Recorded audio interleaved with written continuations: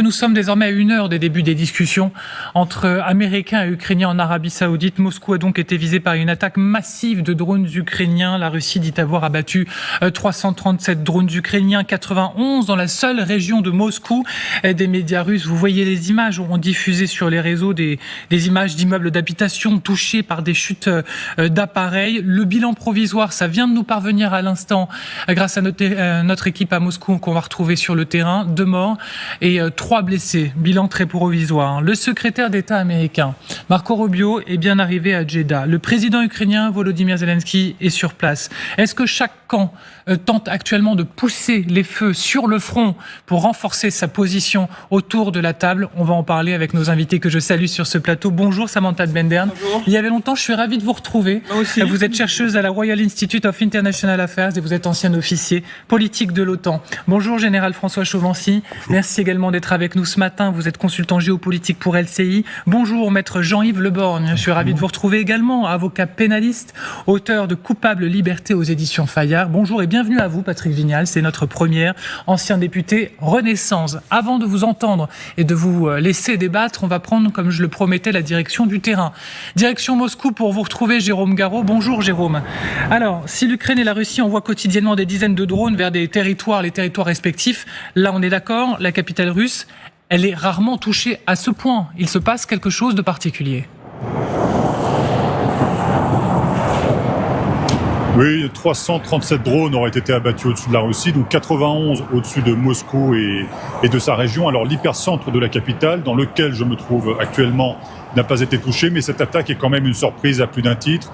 Tout d'abord parce que c'est la plus vaste qu'a connue la Russie depuis le début de la guerre, et puis ensuite parce qu'un épais brouillage est censé protéger Moscou de ce type de raid. Alors le ministère de la Défense russe a envoyé plusieurs communiqués pour signifier que des bâtiments résidentiels, des parkings avaient été touchés. 2 morts seraient à déplorer. Les restrictions de vol dans les aéroports moscovites viennent d'être levées. Il faut voir maintenant comment le Kremlin va décider de réagir, de répliquer à cette attaque, alors que des négociations de paix s'ouvrent actuellement en Arabie Saoudite. La Douma d'État, c'est-à-dire la chambre basse du Parlement russe, vient de déclarer que cette attaque de drone constituait un crime de guerre. Merci beaucoup Jérôme Garraud, et bien sûr on va suivre ça à la minute près grâce à vous, avec vous. Merci beaucoup Jérôme. Général, pour commencer, on est sur un tour de force militaire des Ukrainiens? Non, on est dans le cadre des négociations. Est-ce que c'est un tour de force militaire, technique, tactique, de réussir comme ça à toucher à ce point Moscou, quand en plus l'Ukraine est en difficulté en termes de renseignement de son côté, que Moscou est quand même à l'affût particulièrement? C'est possible dans la mesure où aujourd'hui, personne ne peut arrêter les drones à 100% d'un côté comme de l'autre. Donc il y en a qui passent. C'est tout à fait normal. La question qu'on peut évoquer, c'est où ça tombe. Oui. Moi, je crois difficilement en permanence à la cible civile délibérée. Je crois à des cibles militaires théoriquement qui devraient être visées. Or, depuis le début de cette guerre, on ne sait jamais quelles sont les cibles réellement visées. On ne sort que des bâtiments civils détruits, des personnes civiles tuées ou blessées. C'est la seule chose que l'on voit. Il y a une réalité militaire derrière qu'on ne voit pas à travers ces frappes. Donc, que ça ait lieu aujourd'hui, à mon avis, ça rentre tout à fait dans le cadre des négociations pour dire, rappelez-vous, Zelensky a proposé l'arrêt finalement des combats dans l'air. En gros, des drones. Et là, aujourd'hui, il envoie effectivement ces drones pour bien montrer que, si la Russie n'a pas compris qu'il fallait négocier sur ce point-là, les Ukrainiens continueraient. Oui, parce que de toute façon, jusqu'à présent, les Russes ne semblent pas être très ouverts à justement une trêve, ou un cessez-le-feu, vous l'appelez comme vous voulez. Et donc, c'est vraiment, moi je suis entièrement d'accord que c'est un message de la part de Zelensky pour dire, bon, vous voulez qu'on continue, eh bien on continuera. Et c'est aussi parce que les Ukrainiens ont très peu d'atouts aujourd'hui à jouer. Dans la région de Koursk, ils sont en recul.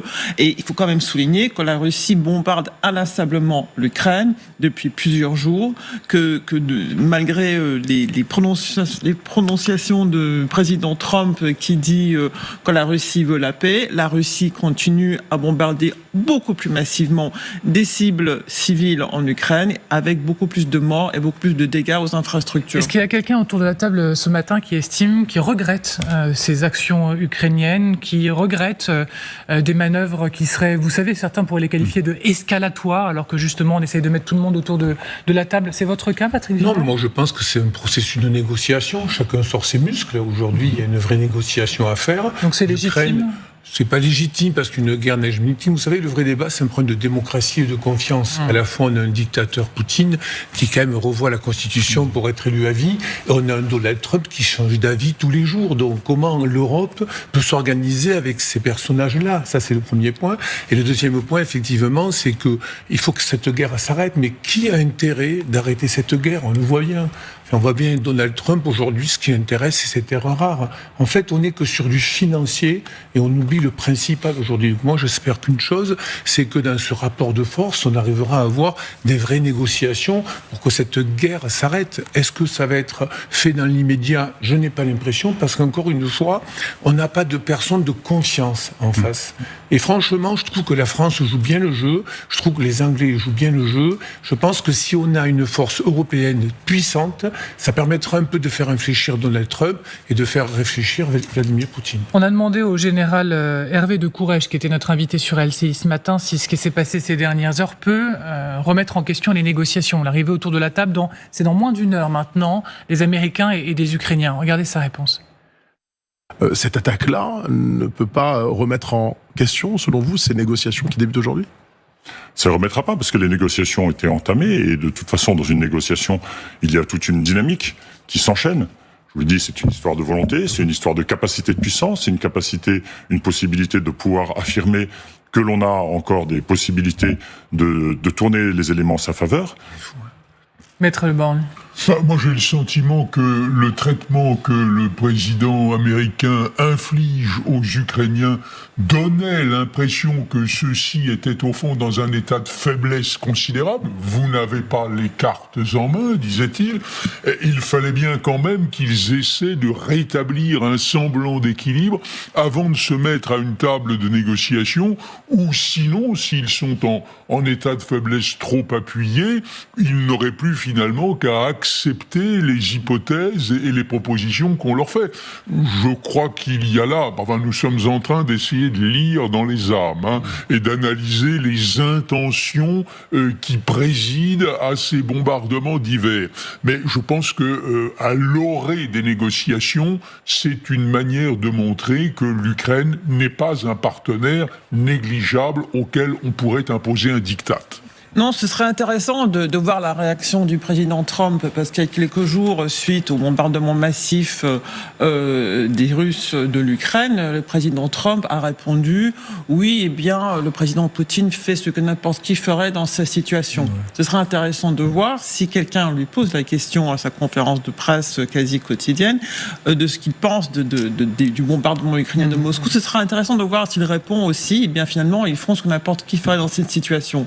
Parce que pour le moment, les déclarations du président Trump, le comportement du président Trump, tout ce que l'administration américaine fait, épouse le narratif russe et semble pousser aussi les intérêts de la Russie. Alors, ce sont des attaques ukrainiennes qui interviennent dans un contexte d'autant plus particulier que côté russe, on est aussi largement à l'offensive. On en vient à cette opération assez incroyable tout de même des Russes pour reprendre la région de Koursk. Alors, les soldats se sont infiltrés, vous voyez les images, en passant à l'intérieur d'un gazoduc derrière les lignes adverses. Écoutez ce soldat russe, regardez. Regardez où nous sommes, dans un pipeline, un foutu pipeline. Vous savez où il mène? On va prendre les Ukrainiens à revers. Qui aurait pu l'imaginer? On va marcher dans ce pipeline. En carte, je voudrais qu'on voit la carte pour que vous compreniez bien ce que ça a permis aux Russes, ce qu'ils ont réussi à passer, où on se situe. Je lisais également cette déclaration d'un militaire, sous couvert d'anonymat, dans le Figaro, et qui dit que l'infiltration dans le gazoduc a été le déclencheur d'un effondrement de la résistance centralisée que les Ukrainiens opposaient aux Russes. Est-ce qu'on est sur un effondrement des positions ukrainiennes, malgré ce qu'on vient de se dire, de la force démontrée par les attaques sur Moscou? Non, à la guerre, les effondrements, on les annonce toujours, on les voit pas forcément sur le terrain. Il y a un endroit où ça peut s'effondrer, mais le reste de la ligne, apparemment, à date d'aujourd'hui, semble tenir. Même si vous écoutez les propos du général chef d'état-major ukrainien sur le Kiev Independent, c'est quand même assez nuancé. C'est-à-dire que oui, on résiste, mais on se réorganise, on se remet sur de nouvelles lignes de défense. Donc il y a eu un effet manifeste sur les arrières ukrainiennes. Et puis remarquons quand même que ce ne sont pas n'importe quels soldats, parce que moi, ce que j'en ai lu, ce sont quand même des forces spéciales russes. Et puis, on nous rappelle aussi, parce qu'on nous a beaucoup montré les coups de force ukrainiens sur différents points, les forces spéciales ukrainiennes qui réussissaient beaucoup d'actions. Là, on nous montre une action quand même assez impressionnante. Bien sûr, elle est largement communiquée par les Russes, parce que l'idée d'utiliser un gazoduc pour contourner les lignes adverses, marcher pendant 17 à 18 km dans ces conditions-là, c'est d'abord faire preuve d'innovation, ce qui change un petit peu du côté russe, parce que on n'a pas beaucoup vu d'innovation du côté russe depuis le début de cette guerre, du moins ça ne nous a pas été rapporté. Et là, il y aurait eu un effet tactique. Maintenant, est-ce qu'il y aura un effet stratégique, c'est-à-dire faire tomber l'ensemble de la ligne de défense ukrainienne, je mettrai un bémol. Il faudrait savoir dans les jours qui viennent ce que ça impliquait vraiment sur la ligne de défense, sachant quand même que là où se trouvent les Ukrainiens, vous avez une restriction jour après jour du kilomètre carré contrôlé. On le dit depuis près de 3 ans maintenant, n'est-ce pas, Samantha de Bendern, on est dans une guerre sur le terrain, dans une guerre de communication et dans une guerre psychologique. Là, allez, maintenant, dans 45 minutes, les discussions vont commencer autour de la table entre Ukrainiens et Américains. Psychologiquement, qui prend l'avantage dans cette guerre, sur ce front-là? Est-ce que ce sont les Ukrainiens qui ont réussi à marquer le coup sur Moscou, ou malgré tout les Russes qui arrivent quand même à démontrer qu'ils ont une sacrée puissance sur le terrain? Écoutez, pour le moment, aujourd'hui, à l'heure d'aujourd'hui, les Russes semblent être dans une position de force, surtout parce qu'ils ont le soutien des Américains. Il faut quand même le souligner. Et ça, c'est un revirement terrible pour les Ukrainiens, qui comprennent que leur allié principal les a lâchés. En ce qui concerne l'opération psychologique dans la région de Koursk, les Russes sont vraiment en train de mettre l'accent sur ce qui fait sa Koursk en ce moment. Il y a quelques jours, c'était la journée internationale de la femme, qui est un grand événement en Russie. Eh bien, il y avait des vidéos qui revenaient de la région de Koursk, avec des commandants qui disaient « Pour les chères femmes de Russie, nous allons reprendre l'oblast de Koursk pour vous faire un beau cadeau pour la journée des femmes ». Aujourd'hui, la presse russe, j'ai pas encore vu de confirmation dans les agences occidentales, mais la presse russe dit que le chef d'état-major Valéry Gerasimov va visiter aujourd'hui la région de Koursk. Donc ça montre à quel point, pour les Russes, ils ont vraiment envie de mettre l'accent sur les terrains qu'ils ont repris dans cette région. Justement aussi au moment des négociations qui ont lieu en Arabie Saoudite. Donc oui, aujourd'hui, les Russes avancent dans la région de Koursk, reprennent le terrain que les Ukrainiens leur ont pris. Les Ukrainiens sont aussi en train de subir des affrontements terribles sur le front ukrainien, parce qu'aussi ils ont été aveuglés par le fait de ne plus avoir accès aux renseignements américains qui leur a été soutiré. Et là, les résultats sur le terrain sont clairs. Les morts ukrainiennes, les Ukrainiens d'ailleurs disent, on sent une colère terrible en Ukraine, qui dit ceux qui sont morts ces derniers jours sont morts, leur sang est sur les mains de Donald Trump. Il y a vraiment une colère terrible qui monte à cause de ce lâchage. Enfin, on est en pleine guerre de communication. Quand vous négociez, vous devez arriver d'une manière forte. Aujourd'hui, effectivement, Donald Trump qui se permet de soutenir la Russie, les services de renseignement aujourd'hui qui sont côté russe. Donc ça pose la question de l'OTAN, ça pose la question d'une force européenne forte et puissante. Et je pense qu'aujourd'hui, pour négocier, et je ne crois pas que ça puisse se régler à 24 heures, il faut arriver fort autour de la table. Et donc je pense que c'est le débat actuel des Ukrainiens, c'est d'exister. Et c'est pour ça que je ne crois pas, moi, à un cessez-le-feu, que ce soit par terre ou par air, pour négocier. Ça n'existe pas, ça. Un cessez-le-feu, ça existera le jour où il y aura vraiment un protocole d'accord. Mais encore une fois, tant que Donald Trump soutiendra uniquement la Russie, mais avec lui, tout est possible. Peut-être demain, il pourrait y avoir un renversement s'il y a une dotation de terres rares, si financièrement il récupère ses billes, je suis quasiment sûr qu'il serait capable de retourner sa veste. Oui, tout à fait. D'abord, la proposition, je ne sais pas si on va en reparler après, mais la proposition de faire un cessez-le-feu, entre guillemets, dans l'air et sur mer, ça n'a pas beaucoup de sens en temps de guerre. C'est une proposition proposée par les Français il y a quelques jours. Aujourd'hui, Zelensky la reprend à son compte. Quand on fait la guerre, on ne supprime pas une partie du domaine où on se bat. Donc, ça ne tient pas la route, cette affaire-là. On a du mal, d'ailleurs, à croire à la crédibilité. Moi, ça me rappelle, je vais faire l'ancien combattant, pas la première guerre du Golfe, j'étais dans le Golfe. Pour pas effrayer Saddam Hussein, pour pas montrer qu'on était belliciste, on a quand même mis des camions sur un porte-avions au lieu de mettre des avions. Parce qu'il fallait montrer qu'on n'était pas méchant. On mettait un porte-avions qui faisait des ronds dans l'eau pendant la guerre du Golfe, mais surtout pas d'avions de chasse capables de frapper l'Irak ou frapper les Irakiens. Et on a mis des camions. Vous voyez, donc c'est un petit peu le débat un peu à la française. On est toujours en train d'atténuer finalement notre pas agressivité, mais notre capacité à se battre en mettant plein de bémols. Attendez, retenez-moi, je vais peut-être pas y aller, je vais pas mettre ceci, je vais pas mettre cela. Alors en fait, on nuit au message. Et ce qui se passe aujourd'hui, effectivement, avec l'interdiction en air et en mer, ça n'a pas de sens. Parce parce que quels sont les objectifs? Bon, la guerre maritime a été gagnée par les Ukrainiens sans aucun doute. Et est-ce qu'il y a encore des combats? Non. Maintenant, l'air, ce sont les drones de chaque côté, de part et d'autre. C'est aussi les avions, c'est aussi les bombes. Et ça fait partie de la destruction des capacités de l'autre, notamment d'un côté les structures énergétiques ukrainiennes et de l'autre côté les raffineries russes, dont plusieurs ont été frappés depuis plusieurs jours. Donc on est dans une guerre totale et on ne peut pas supprimer une partie du domaine, ce n'est pas cohérent avec la stratégie. Question bonus sur le renseignement, puisque vous l'avez évoqué, à quel point le fait que le renseignement soit coupé par les Américains pour les Ukrainiens, ça joue dans ce qui se passe ces dernières heures. Je parle de Koursk par exemple. Alors je précise que l'émissaire de Donald Trump, Witkoff, assure que les États-Unis n'ont jamais coupé le renseignement pour tous les Ukrainiens à des fins de défense. Et pourtant, regardez ce que dit l'ISW, la corrélation temporelle entre la suspension du partage de renseignements américains et les forces ukrainiennes, avec les forces ukrainiennes, et l'effondrement des positions est notable. C'est dans un tout dernier rapport. Et écoutez maintenant ce témoignage assez exceptionnel qui a été recueilli par 24 heures Pujadas d'un combattant de la Légion internationale ukrainienne, donc joint par l'équipe. Regardez. Dans la nuit, on apprend directement au travers des news que l'intelligence américaine et toutes les images qui ne sont plus retransmises aux Ukrainiens. À partir de 13h, on est ciblé. On est ciblé, mais alors de manière très précise. Et c'est un vrai déluge. À partir de là, on a beaucoup de nos positions qui sautent elles aussi les unes derrière les autres. Cette attaque est claire, c'est vraiment très très rapide. Et nous, à partir de là, on doit évacuer nos positions et on n'a aucune information, on n'est plus reliés. On peut aller jusqu'à accuser les Américains d'amplifier la guerre actuellement ? Alors, mon analyse personnelle serait de dire oui, que quand vous avez un président américain qui parle de paix, mais qui encourage Vladimir Poutine à bombarder l'Ukraine, c'est quand même absolument étonnant. Ensuite, pourquoi est-ce que les Ukrainiens se sont si bien battus depuis 2022 ? D'abord, ils se sont défendus tout au début de la guerre. Ensuite, ils ont continué à se battre parce que l'Occident leur a promis des armes. Et tous les Ukrainiens à qui j'ai parlé, qui suis allé plusieurs fois depuis le début de la guerre, et j'entends le même refrain partout. Nous avons continué à nous battre parce que vous nous avez promis des armes. Et déjà, il y a un an, on sentait une frustration, je dirais pas colère, mais une frustration montée, parce qu'ils disent nous allons au front, nous nous battons parce que vous nous avez promis des armes. Et moins ces armes viennent, moins il est possible pour nous de se battre. Et donc, le fait d'avoir aidé l'Ukraine et d'aujourd'hui de retirer toute l'aide à l'Ukraine, oui, amplifie la guerre pour les deux côtés, parce que ça encourage les Russes à attaquer, et les Ukrainiens ne peuvent pas très bien se défendre.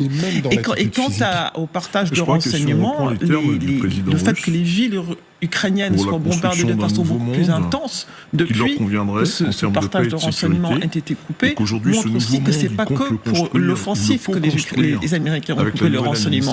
C'est vraiment sur l'ensemble du pays, parce que l'Ukraine aujourd'hui se dit aveugle pour même défendre ses villes. Il y a eu une attaque massive de missiles et de drones sur Kiev cette nuit. On a parlé de l'attaque de drones sur Moscou, mais il y a eu aussi une grande attaque sur Kiev.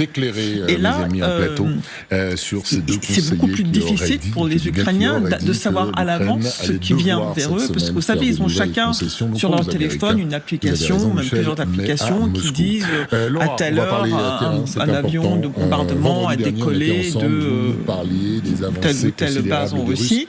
Et ils savent très longtemps à l'avance quels sont les missiles et quels sont les avions qui risquent de venir vers eux. Aujourd'hui, ça c'est pas totalement éliminé, mais c'est beaucoup plus compliqué pour eux de pouvoir prévoir les attaques.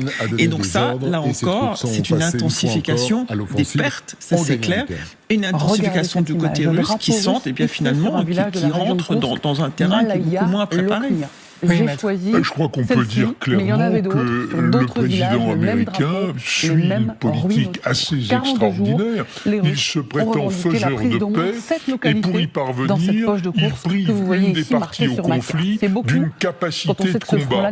En d'autres termes, il agit avec le pays tout entier, l'Ukraine, l'armée ukrainienne, le front, la situation sur le terrain, comme il agit avec le président ukrainien quand il le reçoit. C'est-à-dire qu'il est dans le mépris et dans une certaine manière de vouloir réduire à rien la voix ukrainienne Est-ce une bonne méthode pour faire la paix? Je n'en suis pas sûr. En tout cas, la dignité de la méthode est discutable.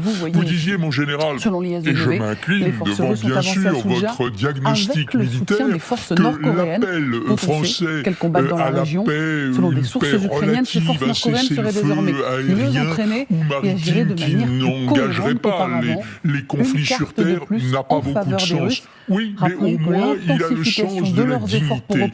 Et je dirais du fait qu'on ne peut pas reprocher que la chose soit véritablement organisable sur le terrain ou pas, on ne peut pas reprocher à une telle proposition de mépriser l'une ou l'autre partie.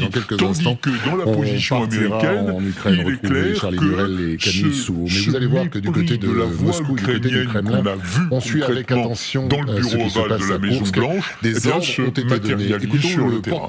En fait, l'idée, normalement, de Donald Trump, ce qu'on attendait, c'était un médiateur. Et un médiateur, c'est neutre, en principe. Un médiateur, aujourd'hui, c'est quelqu'un qui doit faire en sorte d'apaiser ces deux pays, sauf en fait, ce n'est pas du tout le cas. Alors, c'est vrai que, madame, vous le disiez, on voit bien que les Américains ont choisi leur camp. Ça veut dire que l'Union européenne se renforce. Et c'est aussi intéressant, je pense, pour Zelensky, parce que si demain il n'y a plus l'Union européenne, d'ici 2 mois, ce peuple sera abattu. Et c'est vrai que je pense que c'est ce que cherche à la fois Poutine et à la fois un Donald Trump qui, pour moi, est insaisissable. C'est pour ça que je dis peut-être que demain, il est capable d'un vrai revirement et de soutenir les Ukrainiens. Il y a humilié Zelensky quand il a reçu, et je crois que hier, il a commencé à dire qu'effectivement, ce n'est pas la meilleure méthode. On est sur des gens en qui on ne peut pas avoir confiance. Et moi, je suis désolé, mais la paix, ça se prépare avec la guerre. Et je crois que vous le disiez, mon général, c'est un vrai rapport de force. Et moi, je ne crois pas aujourd'hui à mettre en pause la paix. Non, c'est un rapport de force. Est-ce que nous, les Européens, sont capables d'expliquer aux Américains, pour des questions de géopolitique, pour des questions d'économie, rappelez-vous quand même que la Russie, c'est 40% de son budget pour l'aide militaire. Jusqu'à quel moment ils vont pouvoir tenir? Qu'est-ce qu'on va faire nous avec l'achat de gaz? Je pense qu'il va falloir aussi toucher au portefeuille. Il faut arriver à affaiblir Poutine pour qu'il puisse y avoir une vraie négociation. Et tant qu'il se sentira puissant avec l'aide des États-Unis, je ne vois pas l'intérêt pour lui de négocier, tout simplement. Moi, j'aborderai sur 3 points. Alors, le mot que vous avez utilisé à plusieurs reprises, le mot confiance. Il est évident qu'aujourd'hui, il n'y a pas de confiance et on ne peut pas avoir une absence de confiance quand on négocie. Les Ukrainiens ne croient pas en les Russes et les Russes ne croient pas en les Ukrainiens. Est-ce qu'ils croient en Trump? C'est notre sujet. Ça aussi, on peut en débattre. Mais le mot confiance est essentiel. Il n'y a pas de confiance aujourd'hui. Donc, on est en permanence, on sera en permanence sur la méfiance. Et pour mener des négociations comme ça sera très difficile. Deuxième point, pour revenir sur la dignité, je ne vois pas trop le rapport de la dignité avec la position, les propositions d'interdire le combat dans l'air ou sur mer. Nous sommes dans la réalité. Une guerre, elle est totale. Aujourd'hui, la guerre en Ukraine nous apprend qu'elle est totale. Et je dirais que c'est ce que nous apprend aussi, c'est que nous avons été très anesthésiés par beaucoup de discours depuis des dizaines d'années sur comment devrait se faire la guerre. Ça, c'est la théorie. La réalité de la guerre, nous la voyons aujourd'hui tous les jours. C'est comme ça qu'elle se fait la guerre. C'est pas ce qu'on nous apprend vaguement dans différents forums. Donc c'est le deuxième point. Et puis le troisième point, pour revenir à ce qu'a dit Samantha tout à l'heure sur les contraintes imposées dans ces négociations. Et ton année de naissance. Pour moi, ce que veut faire Trump, c'est je suis né en 1986 dans la région de Soumy. L'Ukraine a négocié. C'est pour ça qu'il met jour après jour les petits. Ça s'arrête là. C'est-à-dire, j'ai été envoyé ici pour combattre. Que l'Ukraine. Est-ce que tout le monde est prêt à abandonner? Qu'il n'y ait plus de marge de négociation. Oui, nous sommes prêts. J'ai abandonné parce que je ne voulais tirer sur personne. C'est-à-dire que je pense que nous sommes environ 3000. Une situation où il est obligé d'accepter l'état de fait imposé par Poutine et Trump. Est-ce que c'est ça ce qui va se passer dans les prochaines heures? Ce qui va se passer, à l'envie, bien évidemment, avec ce soldat aussi qui dit que est-ce que l'Ukraine sera défaite? Il n'avait pas envie de se battre. On est en train de mettre tous ceux qui font un petit match pour dire il n'y a pas vraiment de victoire de vainqueur, il n'y a pas forcément de battu. Je crois que le mot défaite est quand même en sous-jacent de toutes ces négociations. On a peu de temps, Samantha, mais est-ce que ce qui se joue, c'est effectivement fait un Zelensky les genoux à terre qui ne pourra pas en fait être dans la négociation, qui sera juste pour accepter. Alors, il faut voir ce que propose l'administration américaine aujourd'hui. D'abord, ils ont proposé ce fameux deal sur les minerais. L'effort que sont en train de faire les Russes, justement, pour piéger à l'intérieur de cette c'est poche pas vraiment, des soldats ukrainiens. Imaginez s'il y a ni les Ukrainiens, voire ni les Américains davantage n'ont grand-chose à de gagner par centaines ce de deal. prisonniers Mais les Américains ne proposent ukrainiens, comme on absolument les voit rien là en sur ces échange. Ils images, ne proposent dans aucune cette garantie de poche de sécurité. Soudjar. Vous voyez bien sur la carte à quel point aujourd'hui c'est quelques kilomètres. Voilà, ça paraît grand là sur cette carte, mais des membres de ils sont en train l'administration américaine de qui ont laissé refermer comprendre que la Donald pince Trump ne serait pas on a eu satisfait des avec informations juste une de blogueurs signature du deal militaires sur les minerais russes qui pour expliquaient reprendre notamment l'aide militaire que et pour les éventuellement militaires russes rouvrir avaient la utilisé discussion un sur gazoduc l'accès désaffecté au pour essayer renseignement. justement Donc on voit que chaque prendre à fois que les revers Ukrainiens les semblent troupes prêts à ukrainiennes faire qui une sont dans concession, donc à signer cette poche de cet accord Soudjar. sur les minerais, Les Ukrainiens en plus à cet endroit ont un problème majeur. et C'est demandent la fin encore plus du renseignement aux Ukrainiens. américain qui leur